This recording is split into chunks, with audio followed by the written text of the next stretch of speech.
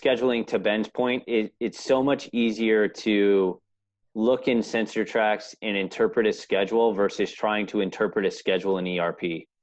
Because in our ERP, and I'm not by no means an ERP expert, but in ours, it's very difficult to know what's a firm ERP suggestion, what's an unfirm, what's a suggestion, what's all this other stuff.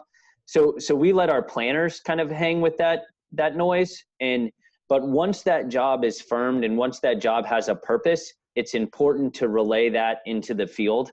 And by getting that pushed out into visibility all across the plant, everybody kind of knows and can anticipate, because people are smarter than we think, right?